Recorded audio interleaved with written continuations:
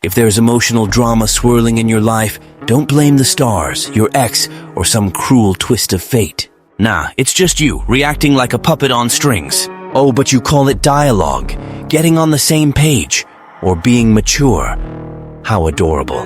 Little do you know, every time you open your mouth thinking you're fixing things, you're just tossing more fuel on the fire you claim you want to put out.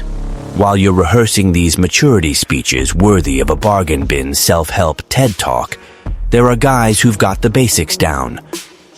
Silence isn't weakness. It's your emotional GPS, straight out of the game.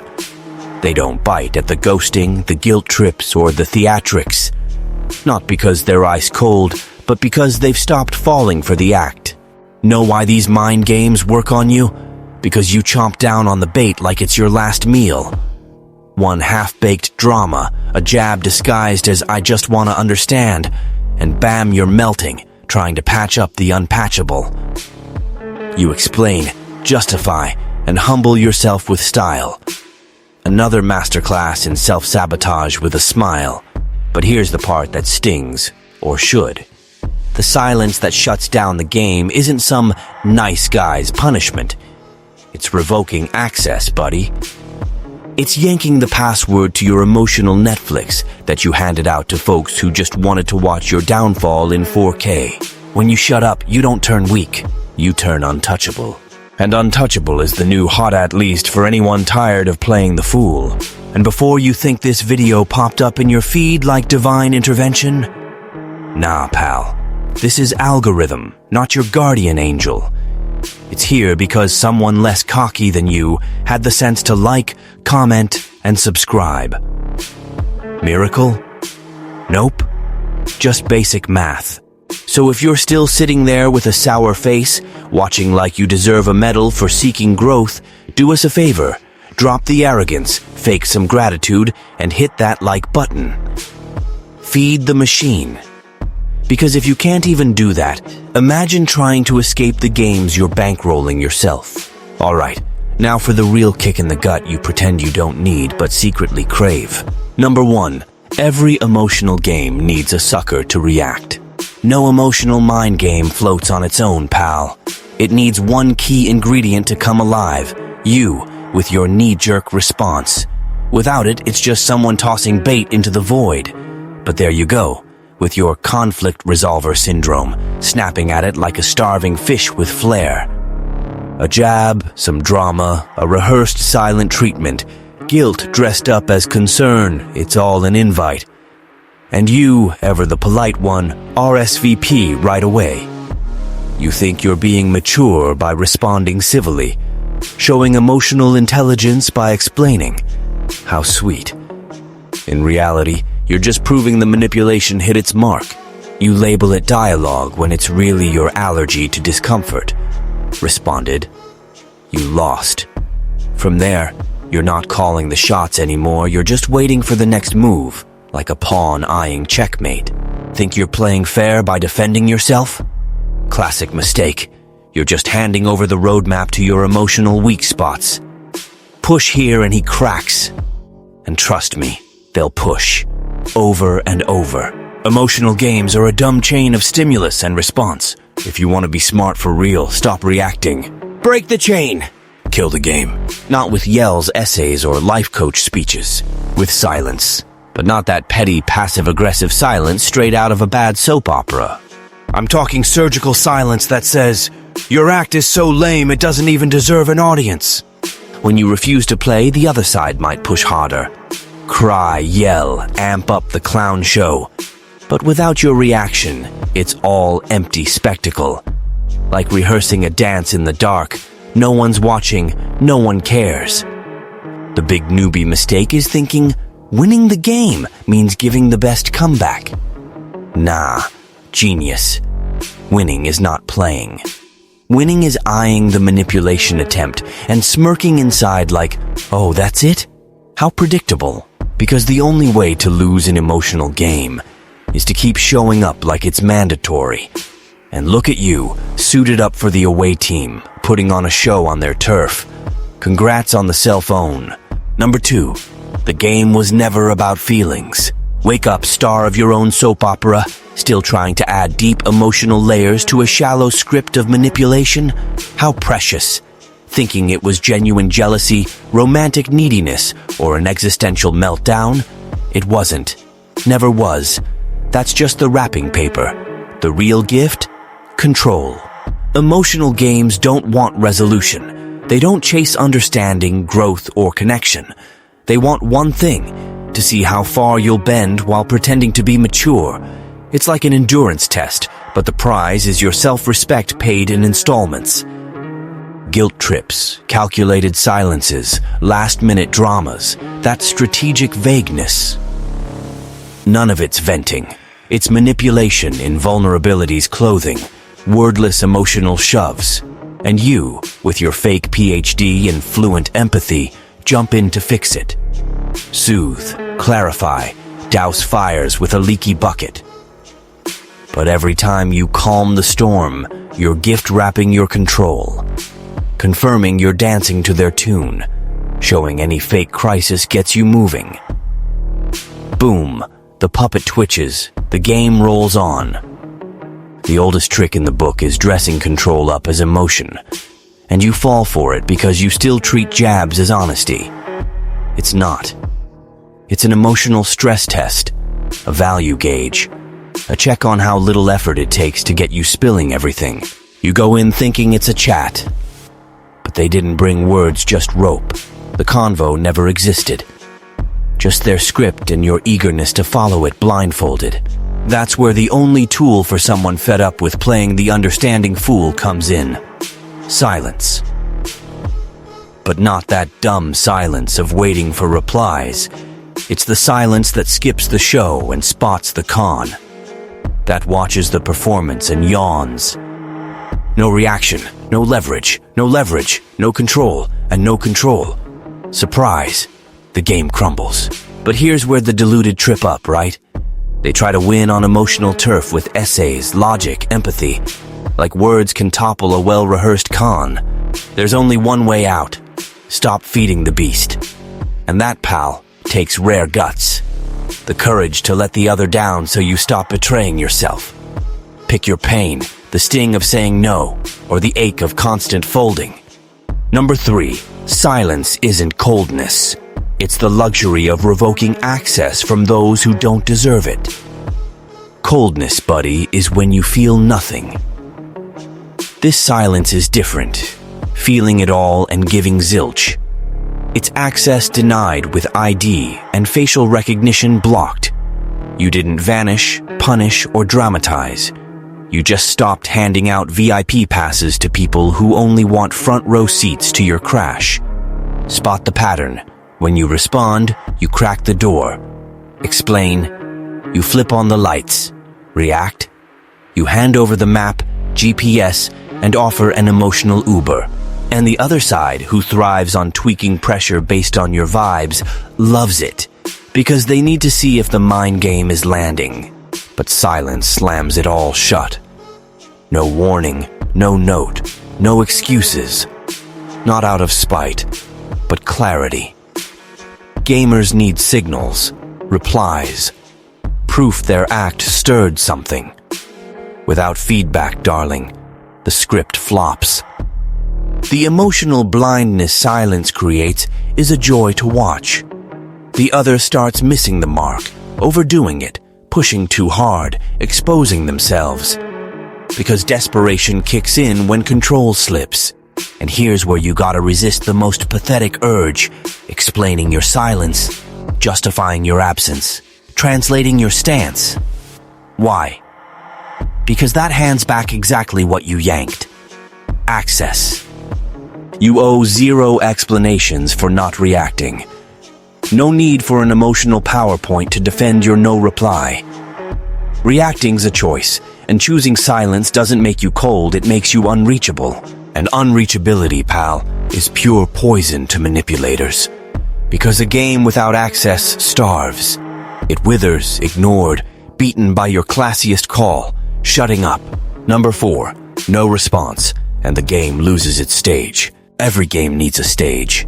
Needs reactions, back and forth, replies, momentum. When you go silent, the stage vanishes, and the actor's left hanging. Now take this in slow. First up is persistence.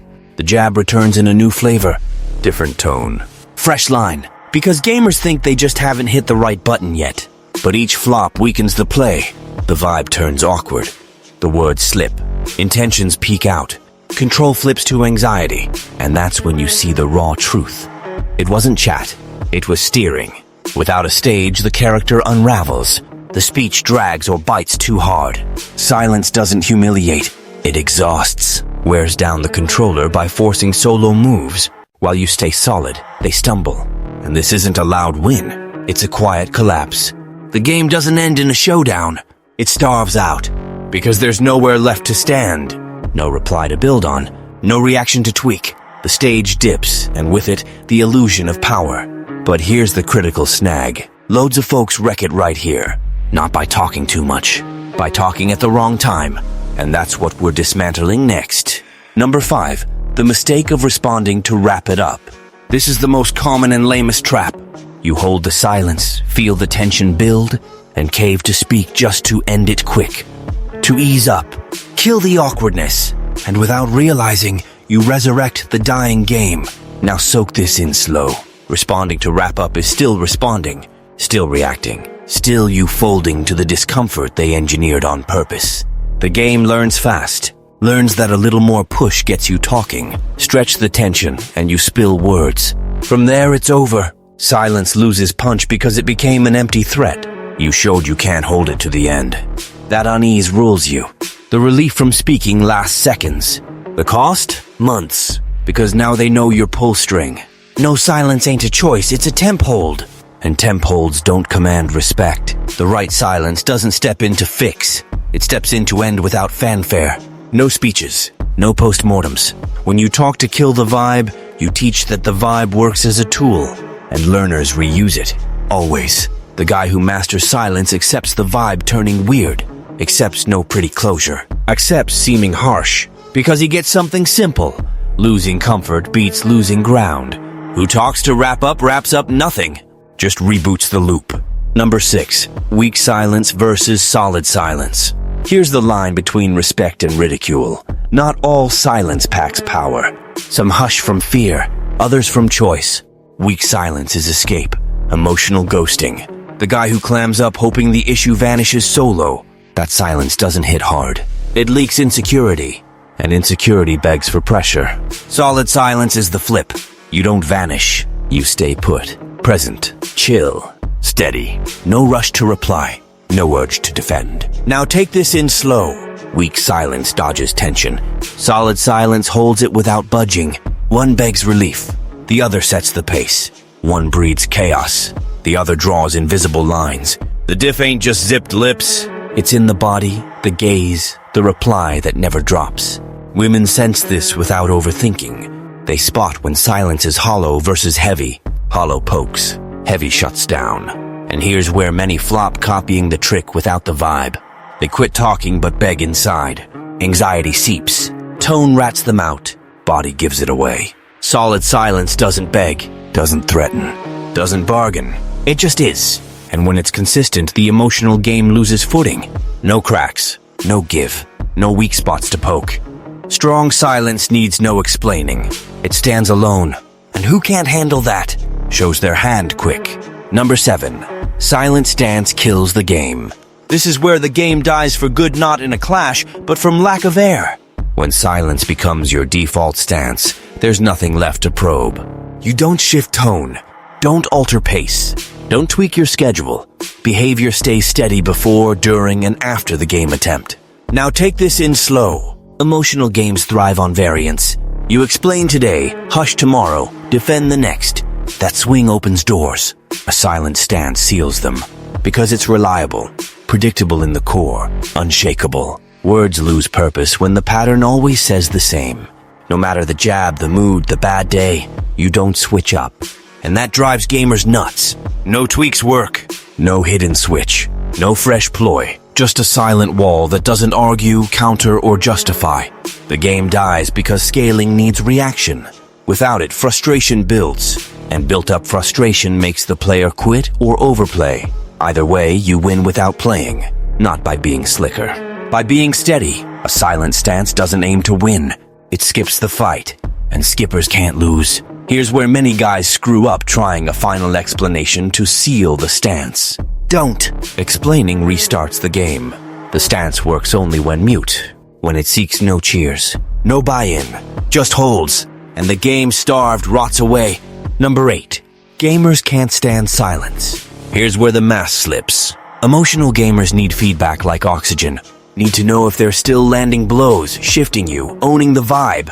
When you hold silence, they lose footing. Now take this in slow. Anxiety hits first. Too many questions. Repeated lines. Tone shifts. Then the flip attempt. Guilt. Playing victim. A poorly masked drama to reel you back. If that flops, exposure follows. The gamer overshares, mistimes, reveals motives. Because no reply means no calibration. No calibration makes the game clumsy. Silence forces solo play. And no one solos long. That's when you clock something key. Silence haters don't want chat. They want control. Chat handles pauses. Control freaks out. Silence acts like an X-ray, exposes who relied on your reactions to feel in charge. And when they realize you won't deliver, two things go down. They back off, or amp up. Either way, you get clarity, and clarity's power. Because now you don't guess motives, you see them. Silence doesn't make problems. It uncovers one's already there. And reveal haters try smashing the mirror, futilely, because the mirror doesn't react. Number 9. Men are trained to react. You don't react because you want to. You react because you're wired that way.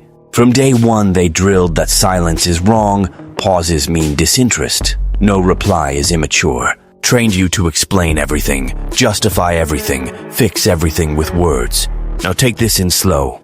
That training didn't balance you. It made you predictable, manageable. A guy who auto-reacts can be steered effortlessly. Just brew discomfort. Whip up weird vibes. Hint at loose ends. Boom, you talk. The game works because you're conditioned not to handle tension, to fill voids, to chase clarity. But needing constant understanding already tanks your position. Silence busts this wiring because it forces what you were never pushed to do. Sit in discomfort without permission, without explaining, without smoothing. Here's where many crack inside. Not from others' malice, from inner weakness. The guy who breaks this training starts intimidating. Not by turning aggressive, by ditching predictability. He doesn't knee-jerk. He chooses. And chosen silence outweighs any polished speech. When you were trained to react, you stop guilting yourself for the urge to speak, but also stop obeying it. That's the real first step out of any emotional game. Non-auto reactors can't be played, and unplayables are never pawns again. Number 10. Emotional games die without fuel. Every emotional game needs fuel to keep spinning. Not affection, not talk, fuel. And the fuel's always the same. Your reaction. Now take this in slow. You don't need to win arguments. Prove points. Flash logic. Just stop supplying. No reaction. No build-up. No build-up. No drama. No drama. Game loses purpose. Gamers don't want fixes. They want motion. Want you off balance. When that skips, the try looks silly. Persistence sounds over the top. Demands weaken. Jabs miss. And here's where most flop again. Think they need a pretty closer. Nah, pretty lines are disguised fuel. Silence doesn't end with a period. It ends with no reply. The game dies because nothing's left to bite. No clash. No declared win. Just bored abandonment. And aware abandonment is raw power. When you grasp you don't need to react to exist, the game turns into the other's wasted effort. Wasted effort doesn't last. It tires, fades, vanishes. Not because you won, because you stopped feeding, and anything unfed dies, including mind games that lived off your anxiety. Number 11. Bailing the game is power. Here's the twist few swallow because it bruises egos. You don't win emotional games by playing smarter. You win by bailing. While you're trying to score, prove, clarify, or close gracefully, you're still on the board. Now take this in slow. Bailing isn't going absent, cold, or uninterested. It's emotional withdrawal from the fray. You keep your routine. Stick to schedules. Hold your cool. Just stop reacting to hooks designed to yank you. This confuses because it shatters the game's core expectation. Pushback. Gamers anticipate resistance, defense, counterpunch, not zero engagement. And zero engagement wrecks because it kills the move's point. No beating someone not competing? Their ego howls from lost relevance, lost sway over you. And here's the toughest for average dudes: accepting misunderstanding. No last word, no tidy end. But power lives in silent refusal of draining dynamics, not pretty closures. When you bail, you don't announce. Don't explain.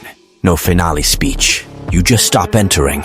And the game, sans you, turns pathetic monologue. Pullers realize control's gone, and lost controllers provoke once more. Don't bite. It's done. Bailing's the ultimate emotional mastery. You don't need to beat anyone to beat the setup. Just refuse to play. Number 12. No reaction. No game exists. Here's the truth that wraps it all and why it bugs. No emotional game survives without reaction. None. No matter how slick the drama, rehearsed the guilt, heavy the other's silence. It all hinges on you shifting. Now take this in slow. The second you don't react, the board evaporates. No pieces, no turns, no contest. Control only lasts while you serve replies. While you clarify, justify, ease, mend. Sustained silence cuts the lever at the root. Nowhere to pull, no way to climb, no steering you. Gamers panic because they lost their sole tool, your reaction. And here many mix it with coldness, punishment, disdain. It's none. It's independence. You not letting staged emotions dictate your moves. Silence wins not by strength. By finality, it doesn't debate. Compete. Prove. It yanks the game offline. And when it's down, dependents lose ground. That's the real break. No visible triumph. No claps. Just quiet awareness you're unplayable. And when they clock that, even unspoken control's toast. Not by force. By withheld reaction. No reaction, no game. Never was. Number 13. Refuse to play. The shift doesn't hit with a new line. It hits when you quit impulse reacting. Not tomorrow. Now. You don't dive into weird vibes to fix. Don't answer vague jabs. Don't explain unowned guilt. Now take this in slow. Refusing to play is a quiet choice, repeated daily. You talk less. Watch more. Endure unease without emotional bailout. Keep routine, stance, tone steady, pressure be damned. This ain't coldness. It's sovereignty. Because deciders of reactions own their life's rhythm. You don't cut people. Cut access. No confrontations. No debates. No boundary announcements. You act like someone with nothing to prove. At first it spooks. Because you were wired to react. Explain. Soften. But hold it and things change. The other sees they can't tilt your axis. And axis losers auto-lose the game. That's the real flip. You don't win by outplaying. You win by refusing. And refusers can't be manipulated, steered, or owned. Not by might, by reply absence. Here emotional dependence ends. And silent authority begins. The brutal close. How to end a game without saying a word. If you made it this far, congratulations. You've already outgrown the emotional toddlers still clinging to the idea that winning a fight means winning the game. Cute, but no. Emotional games don't end when you clap back. They end when you go quiet. While you were explaining to bring clarity, someone was maneuvering your emotions like a joystick. While you were talking to ease tension, someone was using your words to pull strings. And you called it bad luck. Oh no, sweetheart. It was choreography. Designed, directed, delivered. From now on, no more rushing to fix someone else's mood swings. No more defending yourself against vague little jabs dressed up as concern. No more explaining why you're silent like you owe emotional rent. Now, you hold. You endure. You observe. And you let the panic creep in on the other side when their manipulation hits a wall of indifference. Because those who can sit in silence are immune to emotional puppetry. And those who depend on your reaction crumble when you give them nothing. No fight, no monologue, just access denied. And that, my friend, cuts deeper than anything you could ever say. Comment I don't play if you finally understand that the ultimate power is walking off the board while everyone else is still playing pretend.